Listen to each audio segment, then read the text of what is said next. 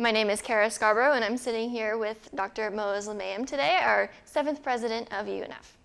How are you? Hello, thank you so much for having me. Awesome. As someone who is not counting the days, how long have you been in the presidency? Okay, so I can tell you it's exactly 7 months and exactly 21 days and 6 hours and 21 minutes, and enjoying every minute of it. Awesome. Okay. As someone who has, sorry about that, on the topic of your inauguration, what kind of emotions were you feeling that day when you got the medallion put on you? Oh, it was just unparalleled, unmatched emotions, emotion of pride, of honor, of excitement, but also humbleness and seeing that this was really a true celebration, first for our students, then for our faculty and staff, and for our community members. The team did an amazing job in the organizations, and I think it was exactly the way we wanted it to be, a celebration, to be a way for us to send a message to everyone internally and externally that UNF is a great university and the future is even brighter. Nice. Okay. So there were a number of students who attended your inauguration. Yes. There were a number that were also involved in the inauguration. Correct. So from what you've said in the past interviews and your inaugural speech, student success is one of your biggest goals. Absolutely. How well do you think that so far that you've been reaching the student body? Yeah, of course, I'm never happy, and I feel personally I can always do more, but I can assure you I've never missed an opportunity to go and speak in classes, which I really like, to go to Market Wednesdays, I always tell my assistant that every lunch I have alone in the office is a wasted opportunity to spend it with our students, faculty, and staff. So I think this week I had a couple of lunches, one with faculty, one with students.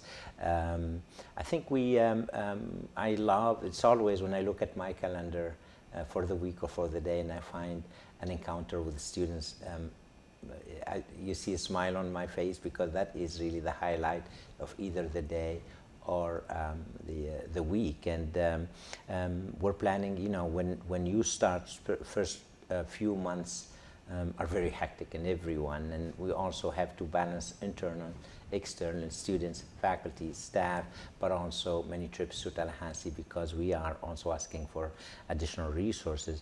But hopefully as things slow down a little bit, if they ever will, I will even have more time to meet with students, because I just love that. Mm-hmm. If you were 18 years old again and looking for universities, that perfect university experience, what would you be looking for, and do you think UNF has it? Yeah, first of all, I will look for quality education. I will look for a culture of care. I would not want to be a number. I would want to be considered as a person, as a human being. I want to have a chance to interact with my professors in smaller classes. I want the campus to be beautiful. I want an institution that has that culture of care, yes, but never satisfied and always look for more. I want my president to be always looking for ways to improve that student's experience, but also to bring resources so that we can always improve infrastructure, advisors, mental health counselors, physical and facilities. And I can tell you that I was just describing UNF, because we have all of that, and we're going to work even harder to make all of these main characteristics even better. Awesome. On Friday, you said that your strategic areas of focus were centered around 4 pillars: the student success, research and innovation, community partnerships, and faculty and staff success. Correct. When are you hoping to achieve those goals? Like in the next 5 years? 5 years. Okay. It's a 5-year plan, and it's a very ambitious. It's a very ambitious plan. We will seek excellence. We will, under each one of these pillars, We will have very specific metrics and goals to achieve them. And I am very optimistic that with the great team we have, faculty and staff, we will be able to do that. Awesome. In the 10 years that you were at USF, the school brought in almost $100 million in donations from top communities. Do you believe Jacksonville has the potential for that sort of fundraising? Absolutely, absolutely. Yeah. And this is one of the things that I did when I landed here. I really wanted and met with almost all our major donors, with the leaders, with CEOs and executives from major companies here. And our community is hungry for UNF. They want UNF to succeed. So I'm very optimistic. The proof that just this year we have commitment that will allow us to even exceed our fundraising goal of $25 million. Nice. And the best is yet to come. Mm-hmm. In your inaugural speech, you mentioned that you and your family really love Jacksonville. Yes. Can you tell me why that is? You know, it's really interesting. I hear a lot, and unfortunately it's a phrase I don't like a lot, which is UNF is the best kept secret. I always say I like best, but I don't like secret. Jacksonville is about the same. We did not know much. I think we drove by once or twice, but let me tell you what is really nice about Jacksonville that I hope we're going to have a chance, like we do for UNF, to tell that story even better. First of all, a very welcoming community. As I'm sure you know, with my family, we moved 6 times. We lived in 4 different continents, so we've been almost all over the world. And what we have been able to do, and the deep connections that we've been able to forge here in friendship and knowing people in just few months would be the equivalent of a few years anywhere else. So we really like that welcoming community.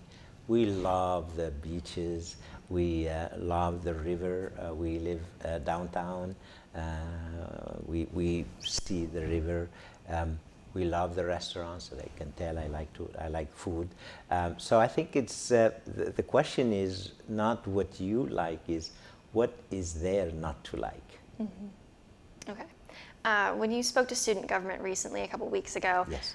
You mentioned that the most important thing you've learned abroad was to accept people's differences. Absolutely. How do you believe that you see that trait being implemented at UNF through what is going on around diversity, equity, and inclusion in Florida higher education? Oh, absolutely. You know, as a public university, we are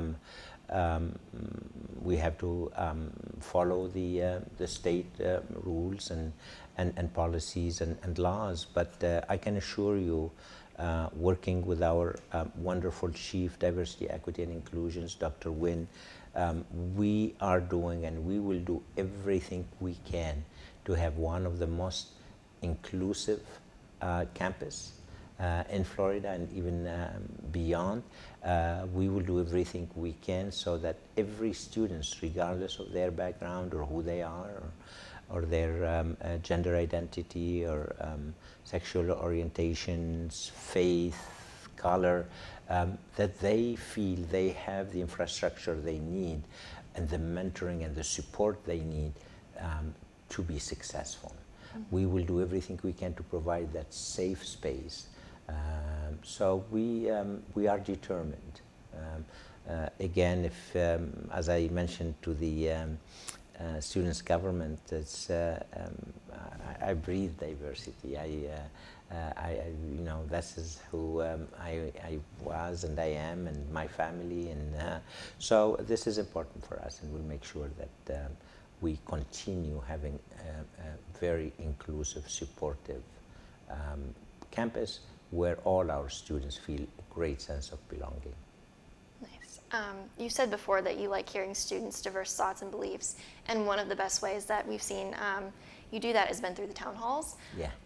Do you plan to have more of those or similar absolutely. forums? Absolutely, yes. We're waiting for to know a little bit more what will happen and what will the new laws tell us, and we're planning on another one. We'll just have to find the right time so that we can make sure that we have the highest attendance by students.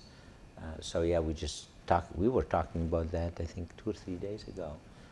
So we will, and also very soon, hopefully, we'll give an update also on a statement that goes to everyone, so that they know at the end of this semester what are the things I've been doing for the whole academic year, and what are the challenges. And so yeah, we'll do everything we can to even increase and improve the communication with students and faculty and staff. All right, last question here. UNF provides a minor in leadership, and one of the things they have us do is create our own personal definition of leadership. What's yours? Oh, that's a very good question. I think my own definition is a leader should empower their team. A leader should lead by example. A leader, so I'm giving you many characteristics, I hope you don't mind. A leader should have utmost sense of integrity. I think a leader should empower. A leader should develop other leaders and not follower. I think, you know, we always say there is no I in team, but there are 3 I's in responsibility. So I think that's what leaders do. Is they work with the team. They're team players. They inspire. They motivate, but they do not degrade. And also, they still are responsible and accountable. All right, perfect. Well, thank you so much for coming on, coming down to Spinnaker. We look forward to seeing your presidency. Thank you so much for having me. I really enjoyed it. Enjoyed the tour here. Enjoyed what all of you are doing. And as I mentioned earlier, offline, is that I've seen many students' newspapers and TVs, but you guys are the best. So thank you for everything you do. Thank you.